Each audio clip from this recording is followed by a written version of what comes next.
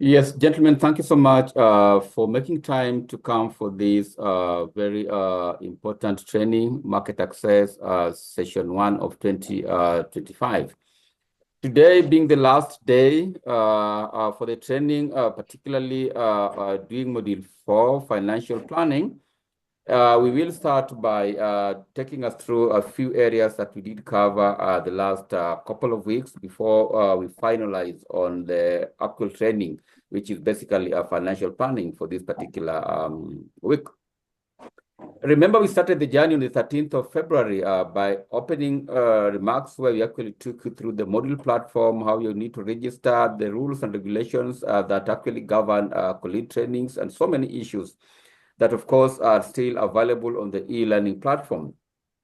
Thereafter, we came back and started, training Module 1, which was actually basically about, going to market. And in going to market, we covered quite a number of very key areas. I think most important is the 5 fundamentals of marketing, which of course covered, know your product. You need actually to know the product that you're actually selling before you move out there into the market. And then we also need to know the market that we're actually talking about, opportunities and threats within that particular market. And again, we went further to talk about knowing what is important to your target customers. This is basically done through research. The research makes it possible for you to get to know really what the customer actually requires. And then, of course, issues to do with differentiating yourself from competition. This is where we are also zeroing in on aspects to do with standard certifications. Say if you have Global Gap, you've got SMETA, that basically then differentiates you from the competition. Now, after doing that, then the fourth one is about focusing attention of everyone in distributing to the client what is actually happening. And the distribution is about marketing. And we emphasize the fact that in each and every single organization, all of us collectively should actually be working towards ensuring that we meet customer requirements. And of course, finally monitoring changing market conditions, study the trends, makes it possible for you to get to understand that market pretty well. So that's a summary of Module 1. Module number 2 was about describing your company and the product specifications. This was also, covered at length. Remember, we also spoke about development of your product profile, development of your company profiles, and of course, the assignments that we actually also gave you that needed also to have been done, which of course you need to work to ensure it is done, if at all it has not been done. Module 2 was on product requirements for domestic, regional, and international market. We focused the attention of us into the European market, and we went further to give you the commercial and regulatory requirements for this market. Remember, we are talking about MRLs. We are talking about limits in terms of the heavy metals, lead, mercury, cadmium. There are certain specifications beyond which, if you go, you will not be able to access this market.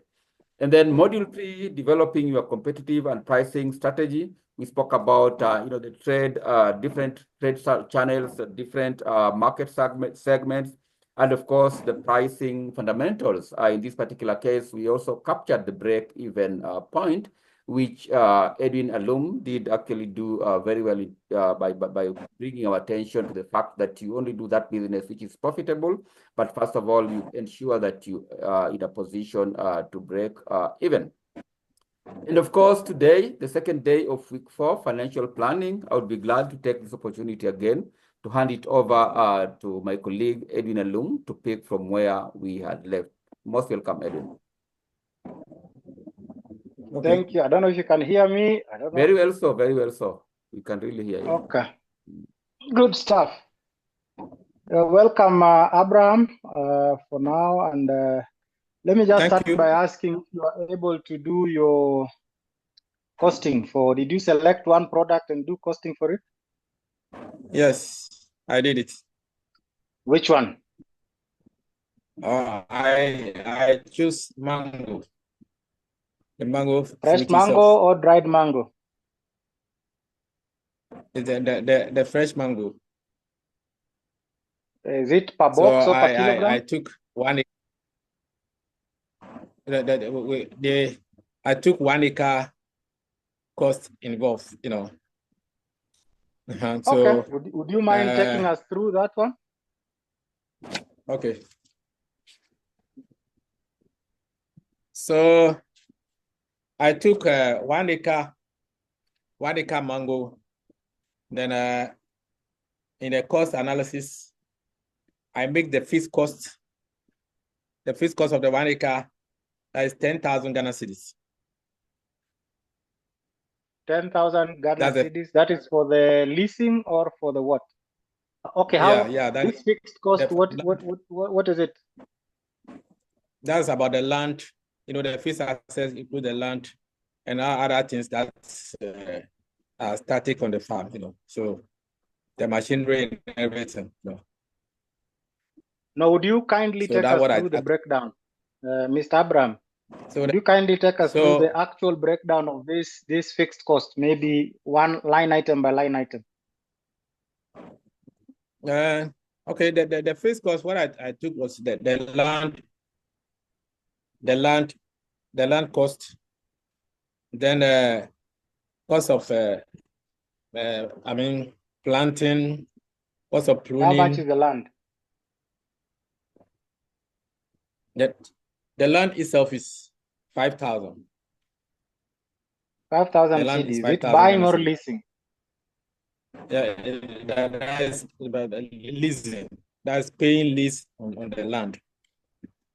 And this lease cost, is it annual or is it monthly? It's annual. Okay, great. So we have leasing 5,000. Yes. What is the other cost? Then the other items like the salary, their office costs, you know, the salary of the myself.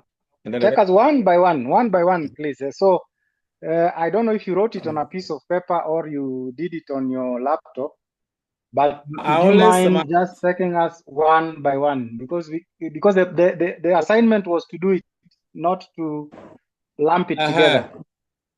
The only thing that I summarize everything. I summarize the fixed cost, and then the variable cost, then the price, and then the gross profit margin, and then they break into that's what I did. So if we don't mind, then I give you the breakdown of the figures. The figures that's what I did. But from the summary, you said you summarized. So where is the raw data? I think what we are looking for, and we have, I think, repeated this the last two sessions, was let us do a breakdown of the costs one by one for, let's say, if you pick an acre of mangoes. So would you mind giving us the breakdown of costs one by one, all the way from the top? Okay. So the acre, as I said, I calculate the fixed cost of machinery and the cost of the land to 10,000 Ghana cedis. Then the variable costs like fertilizer, pests, pesticides, then labor and everything, and the labor and other variable costs is I make it 5,000 Ghana cedis. And then in the pricing, I consider kilogram per acre, number of kilogram per acre, which is about 5,000 kilogram per acre. That is 5 tons, you know, and then that is what I've come about to the same 5 tons per acre. So that is for the price, and that value at 5,800. 5,800, that's the price. So the gross profit margin, I subtracted the variable cost from the price. So that's 5,000 minus 5,800. So the balance, the profit margin is 800 Ghana cedis. Now to find the break, points, the break-even points, I divided 10,000 over 800, which I had 12.5 as the break-even point. So that's what I have done so far. Oh, okay, because I think the numbers you're giving are not the actual numbers, they are theoretical. And this exercise is not theoretical. Because 1 acre of mangoes cannot give you 5 tons. 1 acre? 1 acre of mangoes will give you more tons than that. More than? And yes, what I'm trying to say is, what I'm trying to say is, Abraham, yeah, and this is for your benefit, the costing that you're supposed to do is the actual costing. It is not a theoretical one. That's why I'm asking, what is the makeup of the fixed cost, line item by line item, and what is the makeup of the variable cost, line item by line item? Do you have it written somewhere? Do you have it on an Excel worksheet? That's why I'm saying that although I've done it, I just summarize the figures, but the details I've not been able to put it on the list, you know. So, but how can you summarize? I'm a bit confused. I'm sure there are details somewhere before you came up with the summary. So my question is, what are the details? Another distance, you know, that's what I'm saying. That's I can redo everything and then present it as this thing. But for now, that was the assignment. Yeah. So that was the assignment, and if you have them, you can read it for us. Then we can check.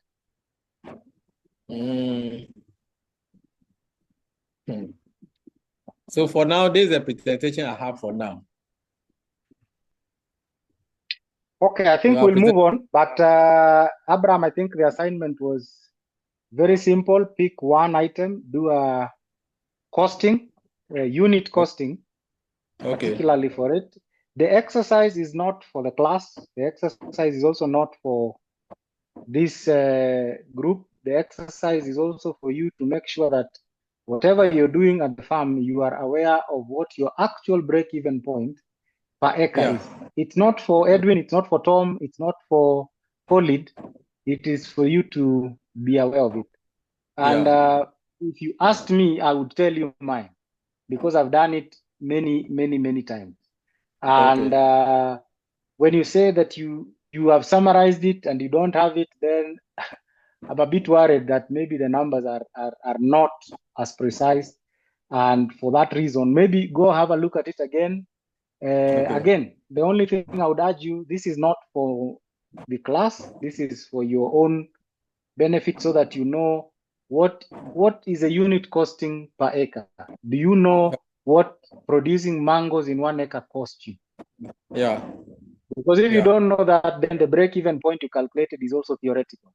Because for mangoes, I will tell you outrightly, 5 tons is for vegetables. 5 tons is not for fruits.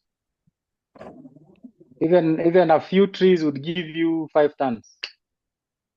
So anyway, the long and short of sorry. With our condition here, the average. With our condition here, the average yield for per acre is 5 tons.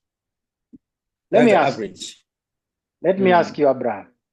This is also costing, just to help you.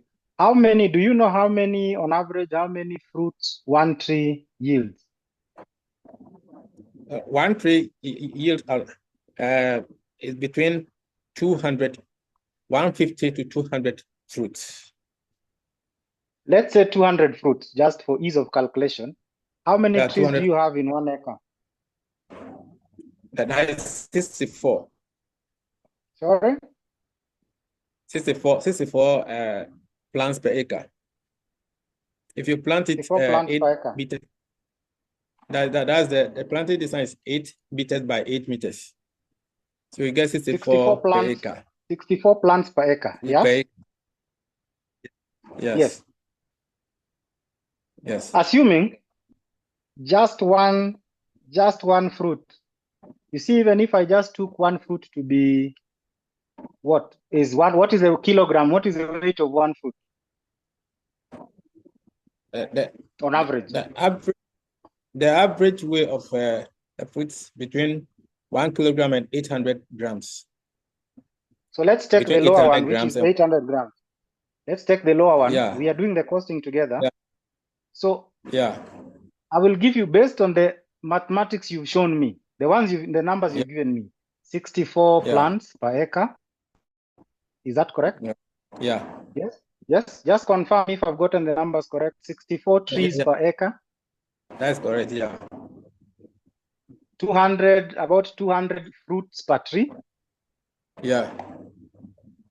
And about 800 grams per fruit. Let's say 800 grams. Yeah. So then it means, even based on the numbers you've given me, the least you can get out of that acre is 10.2 tons.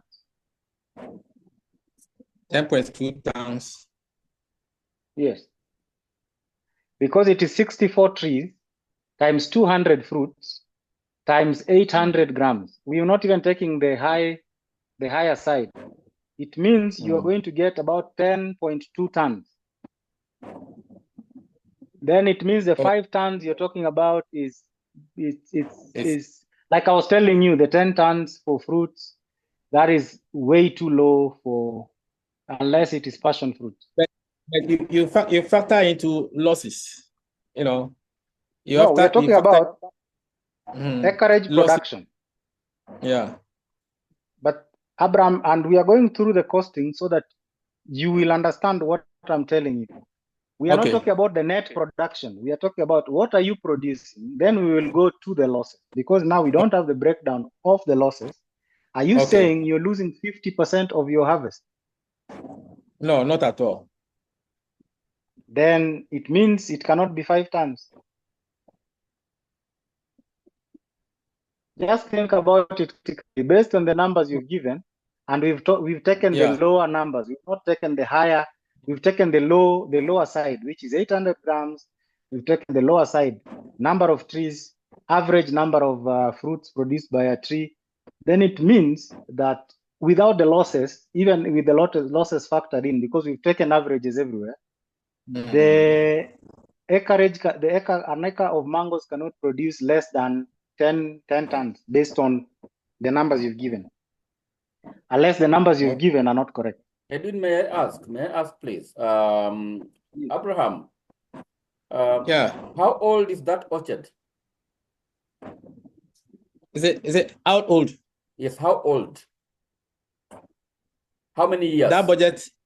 No, how many years is the orchard? How many years? Is it the farm? Yes. How do I put it? How old are these trees? How old is the orchard? The orchard is about 12 years old. Yes, and how many trees? How many fruits per tree on the average, if you can remind me? That's the average is 200. 200. Yeah. Okay, but for 12 years, 200 fruits seems to be on the lower side. But anyway, we're on the ground, you know better. Yeah, it's okay.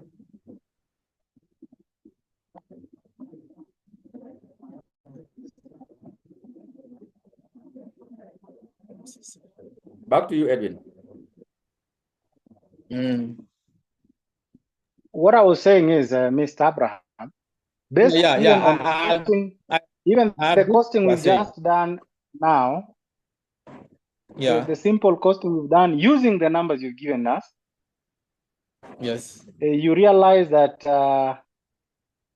the costing is not wrong, and if the costing is not correct, and if it is not correct, then whatever break even you calculated is not correct. And my question then, how did you do the pricing if the costing is wrong? The pricing. The price. You talked about a price of, what was the price again? The pricing is I calculate it to be 1 cedi 8 pesos per kilo. 1 cedi. And the question we keep asking, and sorry we are staying on this point, but this is the whole point of, remember what we were learning the last 2 lessons. If the unit cost is wrong, it doesn't matter what else is right. It means the entire business.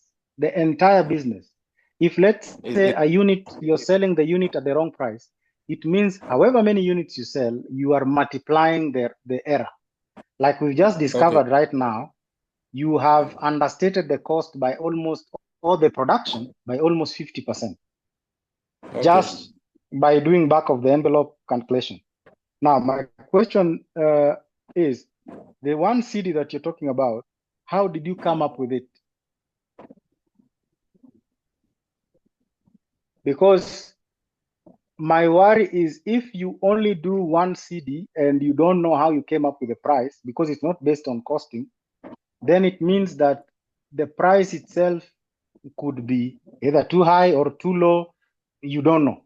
And because you do not know, then it means you are not able to do your planning, because every planning begins with the unit, and then it goes to the category, and then it goes to the whole business, and then it goes to, the whole industry. That is how budgeting is done, because the class today is going to focus on the budgeting. And I just wanted to make sure that if anything else. Yeah, I agree. Yes. So the final question, you do not have a basis for the price, is it? The price is what is normally the price is determined by the buyers. Yeah, now you're answering the question, because if the price is determined by the buyers, my question is, does it cover your cost? Oh yes, it covers. How do you know your cost? If answer given right now or not. Oh well, you see, sir, I've been in the business for quite a long time, so I know how it is to be selling. So it's actually profitable. The mango business is actually profitable. I don't doubt it. Mr. Abraham. I don't doubt it. You've been in the business for long, and you've made some money. What I'm trying to tell you, if you're listening keenly, is you could be making more money if you did the costing. But because you've not done it and somehow you're making some money, so if somebody was to ask you today, you do not know how much you're making, and you do not know how much more you could be making. But what you know is that because the price usually is like this, I'm still making money, I'm fine. What we're trying to say is, if you do this exercise, you realize that you could be making more money, or you could be leaving some money on the table without realizing. And these are the things, the whole, let me give you an example, just to wrap this up, and we've taken enough time already.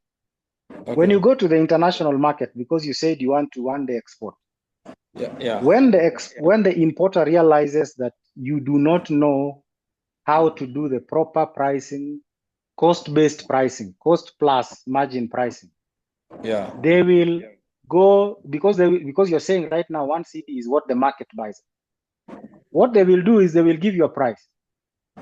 And because you've not done any form of costing, you will never know how to counter it. So you will always sell it at whatever price you've been given.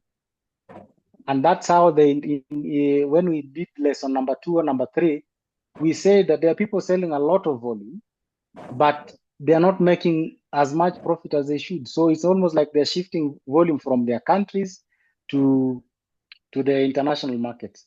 And I really hope that this is something you can pick up before you get into the international market, because it can get very crazy. Okay. Simon, were you able to do the assignment?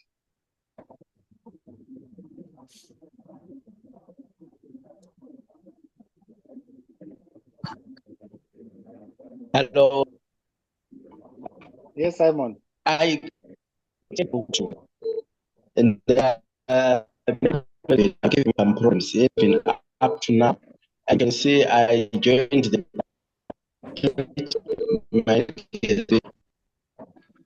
not able to. I don't think I'm able to hear you very well, Simon. Would you kindly repeat that? Maybe he could stop the video. You can just stop the video so that the internet maybe will be better. Sometimes the internet connection.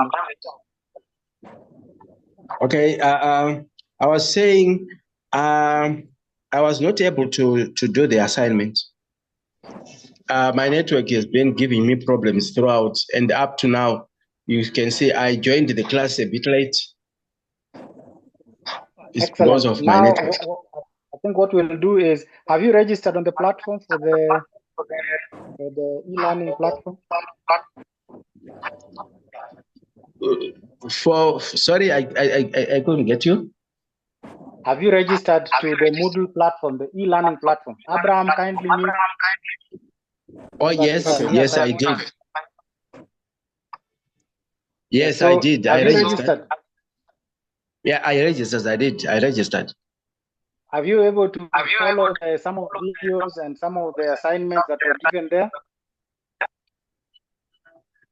Oh, no, I was not able to. Okay, we would encourage you to do that because, again, like Tom has been saying, this is going to be the basis also for finishing the class and graduating from it. So we'd urge you to go through with that. But not to take a lot of your time, today we're just going to do budgeting. Then Tom is going to close for us. It's our final session, and we've covered quite a lot. I'd urge you to go back and watch the videos so that you can flow with it. But budgeting is a very simple exercise, but very vital. And I'm just going to share my screen. You can go on mute now, Simon. Maybe I think the echo is coming from your side. Okay.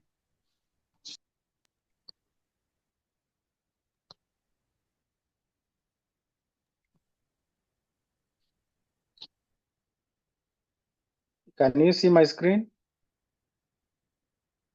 Yes, we can see it. Yeah, so last week we ended up financial planning. We did the costing that we're just talking about. We did some of the factors of determining the market size. We looked at the total addressable market, serviceable, achievable market, and obtainable market. We looked at how to calculate it, and then we ended up at at some of the components of financial planning, like cash flow management. We talked about accounts receivable management and the importance. We also talked about the Incoterms and how they affect the business and how you need to plan for these payment terms. There are many different contracts to sign. We touched on that. And I just wanted to quickly recap what the benefit of financial forecasting or planning entails, which is provides necessary information for setting up objectives. We had talked about if you're going to have plans, you have to have this information. And if you look at the exercise we were doing with Abraham earlier in this call, it was basically we are checking for the information. Is the information adding up? Is the information correct? Is the information up to date? So that you can go back and query and query yourself and check whether you are using the right information. Also, the information you get makes you adjust, because you can do forecasting or your planning, you've done it very well, but there are events that come up that are beyond your control. Like we talked about COVID last time, which came in and no one could have predicted it or modeled it or planned for it. But it doesn't mean that your plan remains static. You need to adjust the effect into that plan. So this necessary information helps you to set up the objectives. It is what typically forms part of your assumption as you're building up a plan. And then what financial forecasting or planning helps us with, it acts as a control for financial discipline. Now, the reason why I keep asking if it is written is if it is not written, then you do not have what is it called, an anchor against which you are checking yourself. But financial planning coming out of financial forecasting coming out of the financial planning will give you that sort of control. Where are we versus what we projected? Where are we versus where we had planned to be? And what are the factors making us not be where we are supposed to be, or what are the factors making us do way better than we were supposed to be. Then it helps you to provide necessary information for decision making. I mean, you will see a lot of, let's say, when we are dealing with a contract, you've signed contracts for the next 3 seasons where you're going to be paid after 60 days. It means at any given point, you have to have money enough to ship 60 days before the payment cycle kicks in, because if you do not have, then you're going to at some point run out of cash, and cash is king in this business. Then it also helps us monitor the utilization of resources. How are you utilizing? Are you utilizing the resources according to plan? Are you employing the right people? Are you paying the right salaries, or are you employing too many people? Are you maybe some machineries are not working the way they're supposed to be? Is there some idle capacity? This will be shown as you've done a plan and you made these assumptions. If those assumptions are not right, you can be checking that the utilization that probably you planned or you predicted is not happening. So maybe you need to add more machines or reduce them. And then a very critical one, which you just discussed, is project the funds required for utilization. Like we just said, depending on the contract you have signed, you will need to know, I probably need 10 million for this season for working capital. And I probably need another 10 million to buy equipment.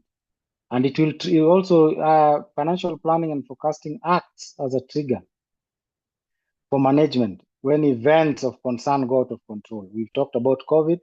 If it goes out of control, there are some measures you need to take. And if you do not have a written, when the trigger is supposed to be, or when the trigger is activated, you will not know when to do what. Otherwise, you'll be floating. And they provide the information needed for business expansion and future growth, which is, of course, something that we have looked at. Up to that point, anyone with a question? Because these objectives and explaining these objectives is what is currently planning. Any questions from the floor? Abraham, any question from your side?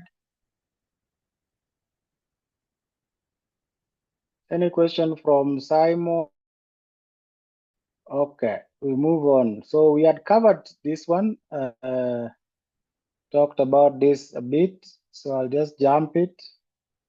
Talked about estimating the sales. I just want to reiterate this part because it forms the basis of all financial planning.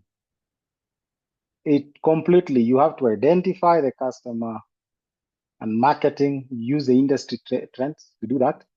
Tom had shared very useful tools to go and check. Nowadays, everything is online. Nowadays, a lot of information can be gotten at the fingertips. You don't need to go to trade fairs, but if you do, still there are tools for you to use to get this information and to synthesize and to analyze. Competitive assessment, there was an exercise on competitive assessment that we are supposed to do. You can still have a look at that. It's still, I think, on module 2. Please go back into the e-learning platform and have a look at it and do it. And then product and consumer types. You will know this based on the markets that you're servicing, based on the demographics, to check whether they will accept your product. You can do empirical researches. You can do all manner of researches. You can ask questions. You can do, what are they called, customer surveys and all that. So those are some of the ways. When you're doing budgeting now is a financial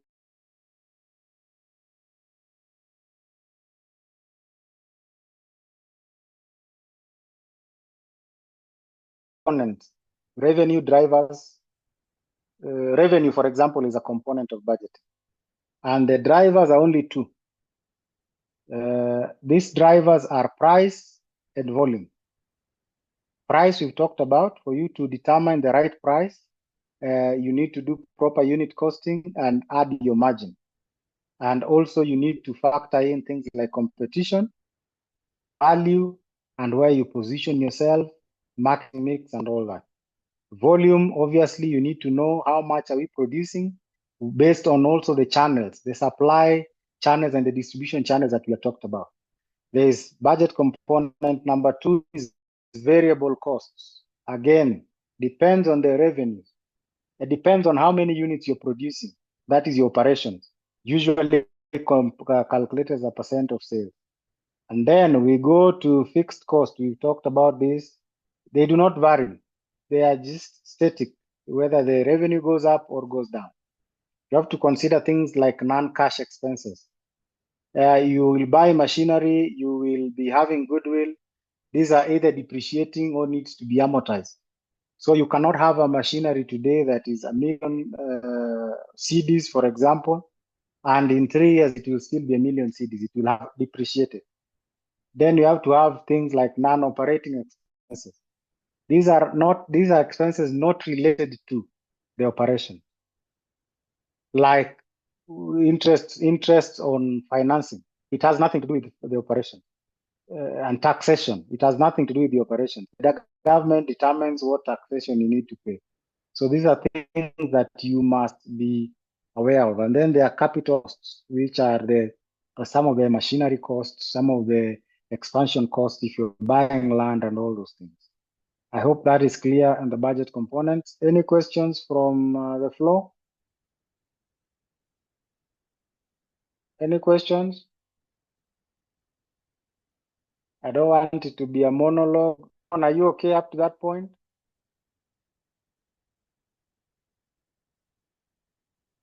Is Simon fine? Is Abraham okay? Yeah, fine. Yeah, fine from this end, yes. Abraham, are you okay? Okay, Abraham is on mute. We don't know if he's fine, but we assume he is. We'll go on. What are some of the use of budgets to measure performance? You see, when you're using the budget to measure performance, you'll be benchmarking the performance. Internally, year on year, you're checking. Are we in line with what we had said we are going to be doing?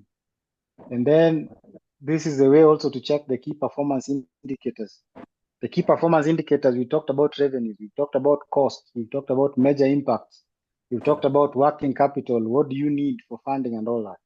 So it helps you to measure the performance. If this is the yardstick at the beginning, then we check against the yardstick. If there is no yardstick, then we don't know whether we are going forward or going back. So that is the use of budget to measure performance. And I don't know if in your companies you have made budgets for this 2025. Abraham, have you made a budget for 2025 in your company? No, not at all. Yes, so budgeting is something that is important for this reason. So it will show you at any given point how you're doing, and you can now start asking yourself, how come I'm not doing more, or how come I'm doing less than what we had budgeted? Okay. And it also helps you use the funds correctly. So when you're reviewing your budget, this is probably among the last things you're going to look at. You need to consider what your actual income is. When you have each month compared to the sales budget. You had a sales budget, and this is where we are saying it's like an anchor. So, and I've just said, you analyze what were the reasons for the shortfall or for the performing higher than the sales budget that you had. And then you compare the timings of the income with projections to check the fit. Because different timings in the season means different yields. So for example, you cannot compare, let's say, January and December. You have to compare the timings so that you have an actual picture of similar timings and similar periods in the year and see how you're doing. You can also check the actual expenditure. Actual expenditure means what have we actually used the money on? What have we spent the money on? The same as actual income. Income means how much actually came in, not what we had projected. So actual expenditure in this case it's regularly reviewed versus the budget to help you predict the future better. We look at things like insurance, we look at things like wages and salaries, those don't change much, but you need to check, are they the same? Did we hire more people than we needed, than we had budgeted for? Are we paying more for transport than we had budgeted for? Are we paying less? If you're paying less, then what is causing the differences? And if they're differing, how can we bridge the gap? Did we overestimate? Did we underestimate? I think those are the questions that you will be asking yourself either every 3 months, or you can do that every 6 months. I would recommend every 3 months so that you can quickly adjust to the next quarter. You need to check whether the variable costs are in line with sales. We have seen situations where the sales is slowing down, but somehow the variable costs are going up. That is an indication of somebody beefing up the costs or an indication of bloated cost structure.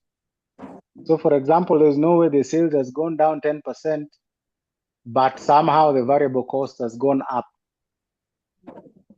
by a certain percentage. It means something is not working because the variable cost ideally follow the sales. So if sales go down, one of the ways to check if somebody is probably beefing up the cost or maybe there are a lot of wastages is to quickly figure out if the sales went up 10%, the cost is expected to go up 10%. Now, if it went up 20%, then you know there is an issue there. Analyze the reasons for changes between costs and turnover. Analyze the differences in expenditure timings. So how come maybe right now it's off season and you're still paying more transport than when it is on season? You know, those are the things that help you to ask these questions to your accountants and to your operational managers and the people who are involved in the day-to-day running of the business. So that covers that part of the budget. Thank you very much. Now the question is, do we have a question on this topic today on what we did last week? Do we have a question, Mr. Abraham? Is it on this topic or general question? On this one, or even on the last one, or even a general question, because now we are coming to an end of this session. Because remember, I told you budgeting is the only thing we're going to look at today, and I do not want to overdo anything beyond that, because budgeting in itself is a very important topic in financial planning. But if you have any question, this one or any other, please go ahead and ask. Tom and I would address it. Okay. What I want to do is that I could have be happy if you can show sample of a budget so that we can budget of a. I can show. I did not put it on the Excel worksheet, but I can show. Okay. I did not put it on the PowerPoint, but I would be happy to share with you because a budget is typically not complicated. It's just like you do a profit and loss projection. So what I promise to do for you is I can share with you an example, a very simplified example of a budget. And then you look at it. But the way to start it is, what revenues are you expecting? What costs are you expecting? And then the difference will be the profit. Once you do that, and it's usually built with all the members of your management team, because operations will have their specific budgets, marketing, HR, and admin staff and all that. Then you consolidate it. But if you're not so many, then what you do is you just check the last 3 years, what were the expenditures involved? You take an average of it, so that if you're predicting, let's say, salaries, you take an average of those 3 years, and you can apply that to any other expenditure that you have. But again, an example of a budget we'll share with you on Excel just for you to look at, and you can try do that for your own organization. Okay. Yeah. Okay. Any other question?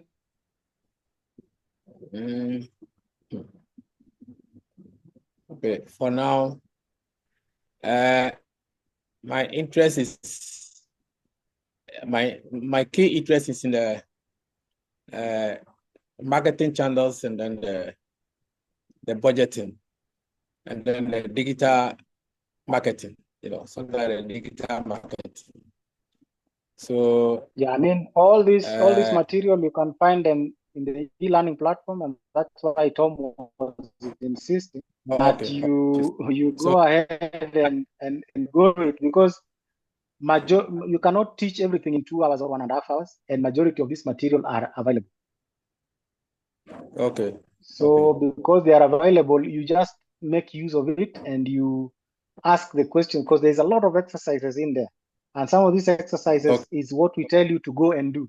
Now, if it is not done, then you realize that we are not able then to even explain it further, because we do not know where you're stuck and where you're not stuck. Yes. So I would urge you, especially yourself, because you've really attended all these trainings, that you might go in and register and start doing some of those assignments where you're stuck. Reach out to me or to Tom so that we go through it.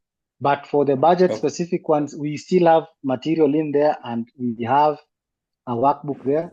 But as I was telling you, especially for a farm, it is as simple as, I don't know if you can see my screen. Yeah, I've seen it. I'm seeing everything. Now, because you can see my screen, so what you'll do, you just make sales. We'll just do a quick, because we have a bit of time. Let's just do some quick prediction. Expenditure. Okay. So we'll pick your farm. What are some of the items that will determine your price? Price we have talked about, but we said we need to do proper costing. Yes? Yeah. Yes. Then quantity, we had also said we need to do proper prediction. Yes? Yes. Mm-hmm. So for 1 acre, if we're going to determine what we are going to make in 1 acre, so we will take the price, assuming it was the 5,000 you talked to us about, yes? Or no, 1 CD, isn't it? Yeah, that's it. And the quantity is about what? Per kilogram. So we talked about the quantity being 10,000. Yeah. The amount we expect in sales from this farm, what do you think it is? About 10,000. Yes. 10,000. Are you getting the 10,000? From the farm?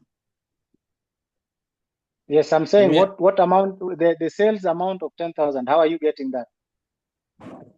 Yeah, that's okay. No, I'm asking you, how are you getting 10,000? So how am I getting 10,000? Yes. How did you arrive at the 10,000 value? That's it's about, that's the total the quantity or the acreage, the kilogram per acre is 1,000.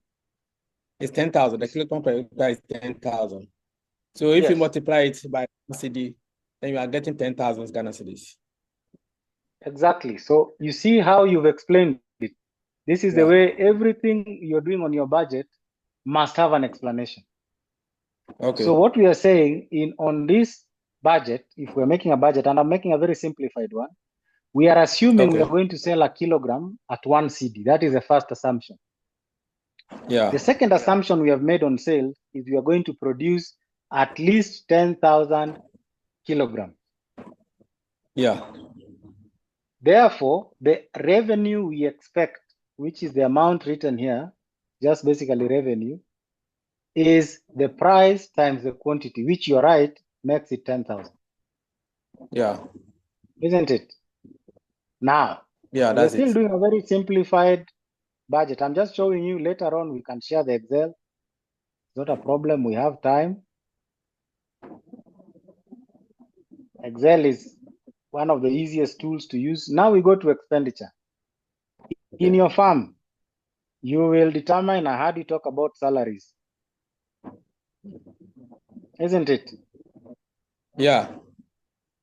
These salaries, what you will do is, remember this is amount here. So expenditure and amount, let me just add something here. And I'm just something that you can still see my screen, right? Yeah, I can see it.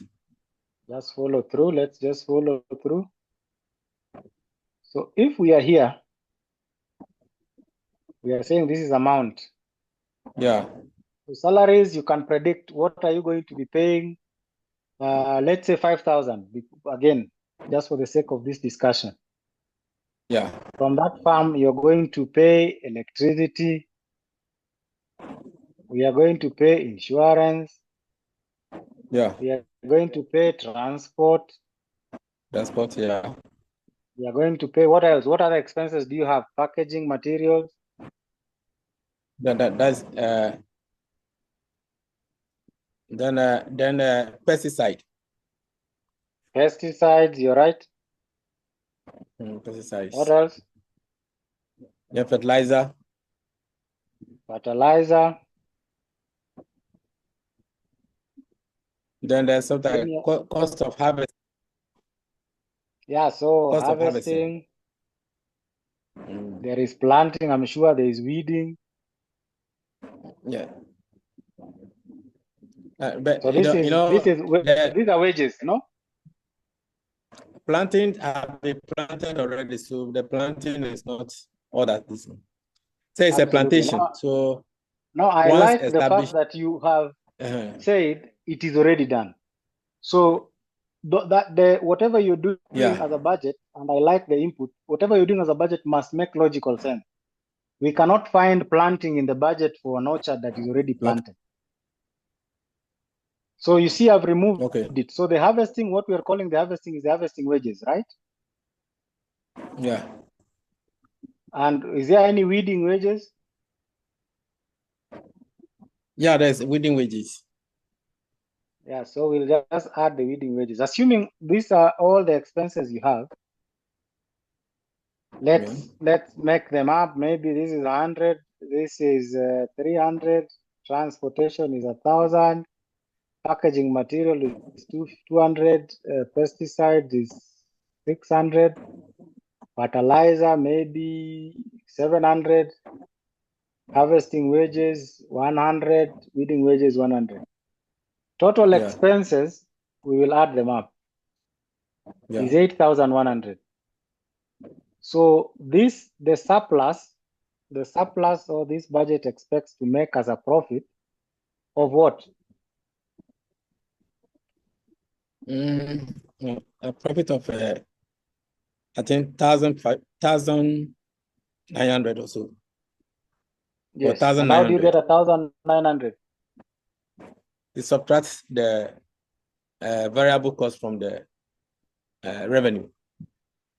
No, you subtract total cost, not variable cost. This is a budget, and the budget has cost, all costs. Yes. 10,000 minus the total expenditure, which is 8,100. And you're right, it is. You have an expected, isn't it? Yeah, that's it. Now, this is a simple thing you can follow, a very simple thing you can follow. Now, the question is, let's say 3 months from now, you come and find that the salaries are actually 6,000. Let's say this is month 3. Yeah. I'm just telling you the importance of budgeting. You find that electricity is 200. You find that insurance was actually 300. Transport was 1,100. I'm just making this up. Packaging material was 1,000. Pesticides was what? 400. Fertilizer was actually 400 also. Harvesting wages was 150. And weeding wages was 150. The total expenditure is now 9,700. Okay. So your surplus, also you find that the price was not 1 CD, it was 0.8 per kilogram. I'm just making this up.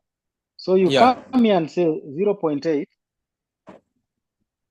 times the quantity, and you did not produce 10,000, you somehow managed to produce 11,000. What it means is your revenue has gone down. Okay. Yes. Yeah. Yes or no? The actual revenue. Now we are talking about actual revenue. Yeah. Remember, we are talked about there is a budget. So this is a budget. Yes. And this is now in month number 3. We are checking it every quarter. We realize, the revenues are not what we thought they're going to be. And the expenses are not what we thought they're going to be. So we've ended up with what? A loss. Negative balance. So this is where you start checking what is called variance. What is the variance and what is the explanation for this variance? Okay. So here you can check what is the variance. Maybe the price, maybe there was a lot of mangoes in the market and the prices went down. Yeah. And not only the prices, but then we were able to produce more mangoes, which was 11,000. Remember in our calculation, we were able to produce more, Okay. but the prices went down because there was a lot of mangoes in the market. So you understand the reason for these fluctuations. You just don't say, okay, fine, that's the way it is. And then we go to salaries, you start asking yourselves, how come we predicted or we budgeted for 5,000 and somehow we are paying 6,000? Did you hire an extra person? Did you maybe, yes, hire a more expensive person than you thought you would hire?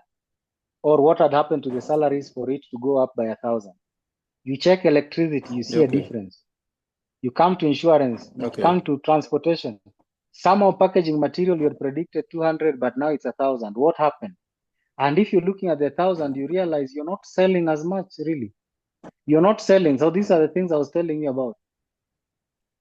If you look at the difference here, this has grown up 5 times, yes? 200 and 5 is 1,000.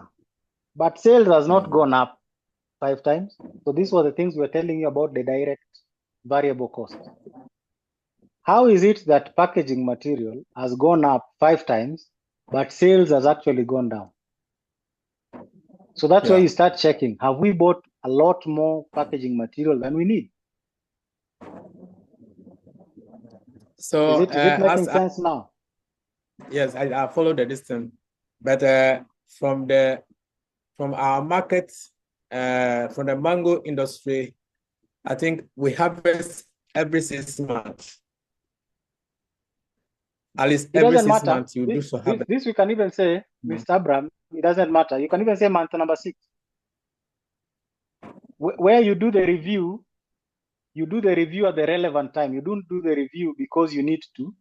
So for example, if you harvest every 6 months, but again, even if you harvest every 6 months, there is a period which you sell it. Do you only sell it, do you sell only twice a year?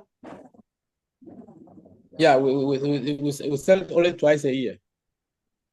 So if assuming harvesting is June and December, you only sell in June and December? Yeah, exactly. June, what December, do you do the rest of the season? It's just preparation towards the following season. So you prepare for 5 months and work for 1 month. Yeah. And that's what we are saying. So we've talked about the harvesting wages, the weeding wages. Probably there is a lot of other preparation costs and all that. So again, what I'm trying to tell you is you can do this every 6 months. Okay. But still the questions will remain. How come we bought more packaging material if we are not selling more? Yeah, that's the thing. You can ask your accountant that, you can ask your procurement guys that. You can also ask them, how come wages costs went up, yet we've hired the same amount of people, but they can answer you and tell you, maybe because the daily rate went up. Okay.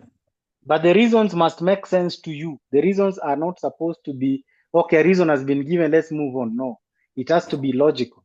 So that when you're doing the budget for the next cycle, that budget has to have as realistic numbers as possible. Okay. Okay. Now, if you look like things like fertilizer, they've gone down. The question is it the price? Has it gotten better? Or is it that somebody bought less fertilizer? So those are the things. The budget helps you to check versus what is actually happening, whether you really overestimated or you underestimated what you had asked. Okay. Okay. Does it make sense? Yes, and I'm not clear. Does it make sense up to that point? Simon, are you following? Does it make sense for you, Simon?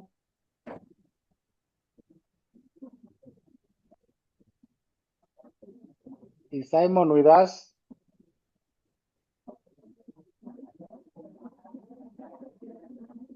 Simon is still on mute.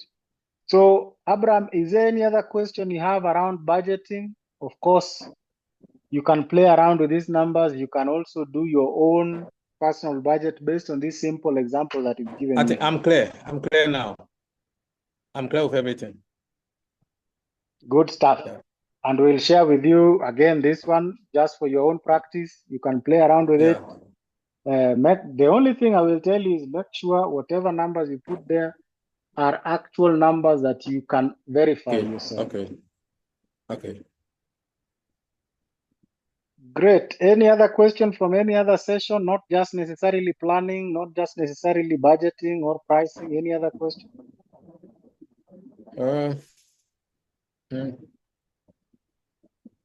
For now, no other question.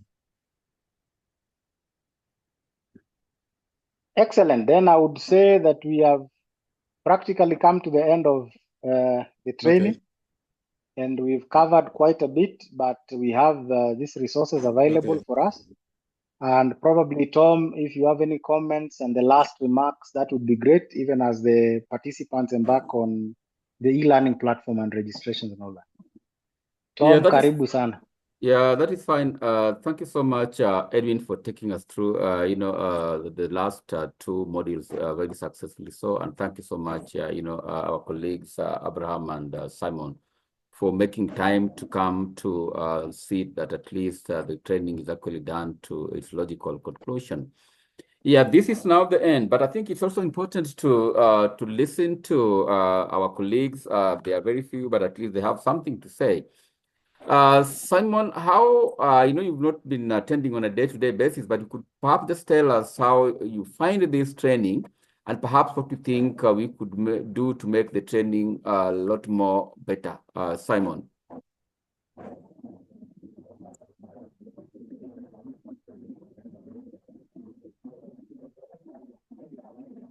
Hello, is Simon there?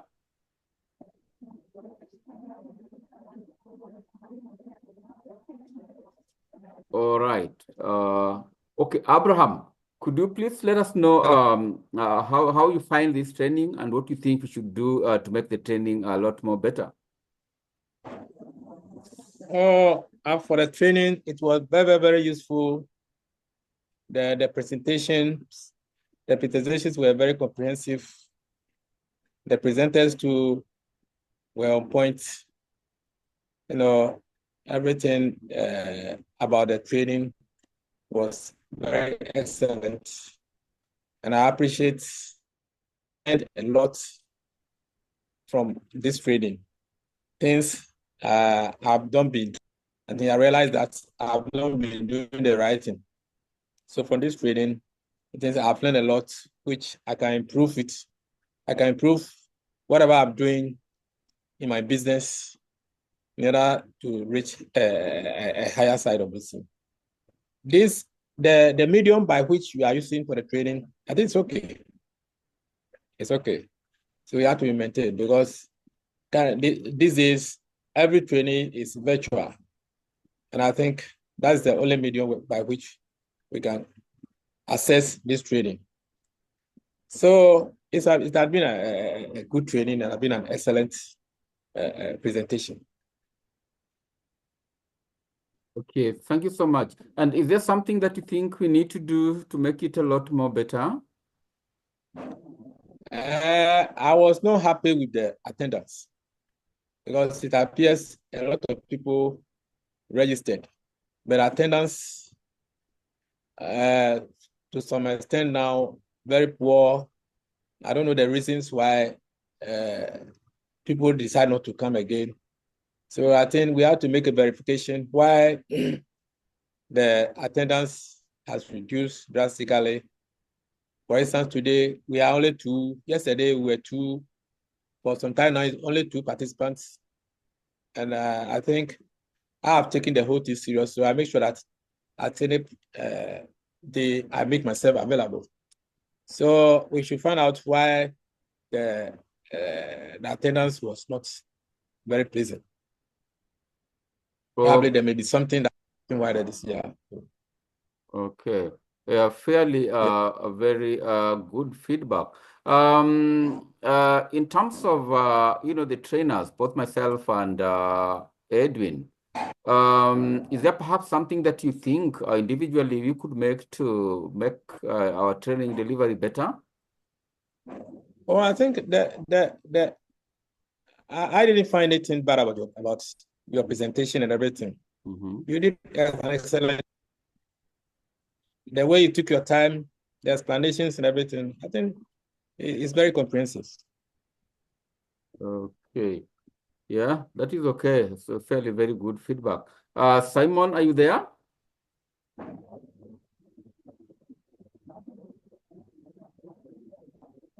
Would I perhaps maybe try to unmute Simon? Simon, are you there?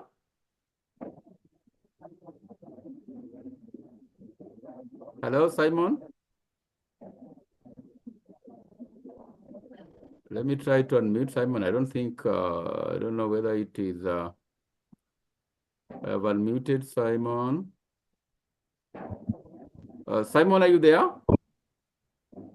Hello, yeah. Yes. No. Did you listen to my question?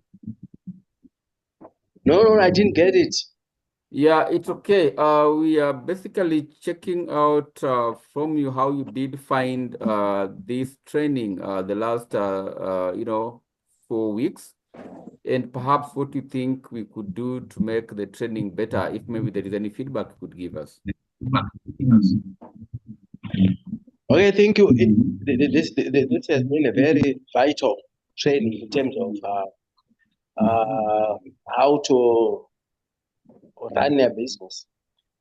Basically, I got a lot from the training in terms of the issues to do with the budgeting, the issues to do with costing. That was fantastic. And actually, my knowledge has increased on those areas, in those areas.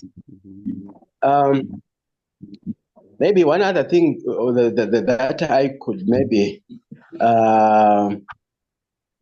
want to get help is on submitting of assignments. I've been finding it a bit difficult to submit using the system which is available for submission of my assignments. All right. Thank you. Okay, so you have a challenge in terms of submitting the assignments. Yeah. You find I don't think I did anything in terms of submission of the assignments. Okay. I think I would need help.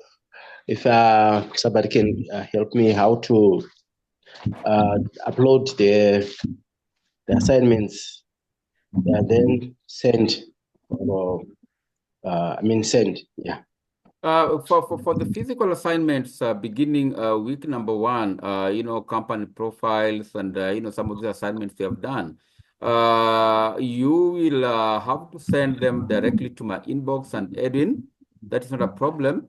But I know the quiz is actually self-generated. You're actually you finish the quiz and then you press the submit button, and then automatically it actually goes through. But if there's a problem, please get back to us. But all these assignments that we actually been sharing on during our presentations, you are supposed to hand them over to myself and Edwin, so you don't have to do them on the platform. Okay, thank you so much. Yes. Yeah, but if there's a problem, kindly just get back to us, because we'd want a situation whereby you feel comfortable. Now, my last question to you, Abraham. My last question to Abraham: is the training relevant to your business, and which particular area do you find very relevant to your business? Abraham. It's very relevant. Okay. Very relevant. And it covers all aspects of training, the marketing, and a whole lot of all the topics that you did are all relevant to my business. They are relevant. All right. Yes, thank you very much, Abraham. Simon, would you let us know if the training is relevant to your business, and perhaps maybe one particular area is more relevant to your business? You know, we have different needs. I don't know what you can say to that effect.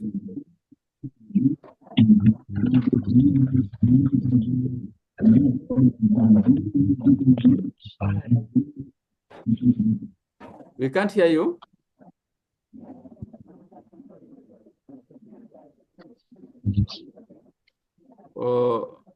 Simon, we can't hear you.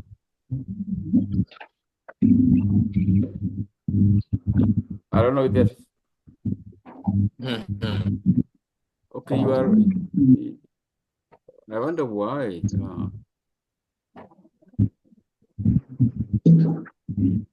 Hello. Can hear you. Edwin, are you able to hear Simon? No, I'm hearing a background. I'm hearing some sort of hum. Yeah, which is coming from I'm his not side. hearing him clearly. Yes. Simon, I think there is a challenge. There is a challenge with Simon. Can you try it again, Simon? Can you try it again if you could respond? Just give it a try once more.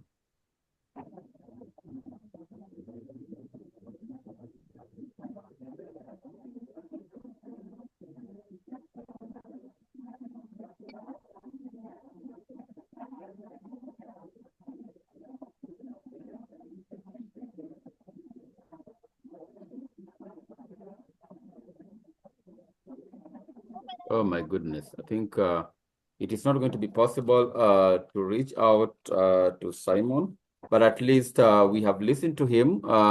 We have also listened to Abraham. So what I would actually then say is that I know, Abraham, you have not registered on the e-learning platform. Let me just check if Simon is there. I thought I saw some name like Simon. Let me just check if Simon is there. Let me just check for a minute and find out if really Simon is equally registered. If Simon is registered, we will know right away.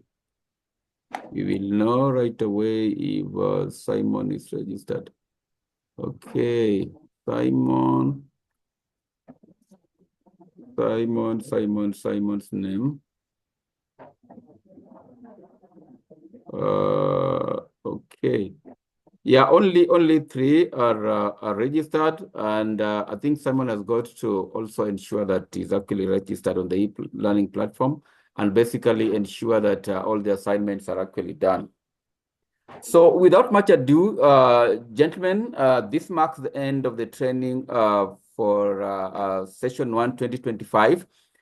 There will be an online evaluation form that all of us will actually be expected to fill in, that is the participants. It will be availed on the e-learning platform, possibly in the course of the day tomorrow. Kindly make time and fill in that evaluation form and, of course, have it submitted. If there is a challenge for you in terms of filling it in, please do get back to us. We'll be in a better position to help you have that one fixed. Otherwise, for that, I think that marks the end. We thank you so much for attendance. If there is anything, you are still free to reach out to both myself and Edwin Alum. In the next couple of days, we'll be starting to look at the assignments that you had submitted, and therefore that will actually lead us to knowing whether we will be in a position to get certificates or not. Otherwise, thank you so much for attendance. We wish you well. We thank you so much for coming, and God bless you, all of you. So, bye-bye, all of us. Bye. Have a very, very good day, depending on your time zone. Same to you. Okay. Bye-bye. Bye. Okay. No.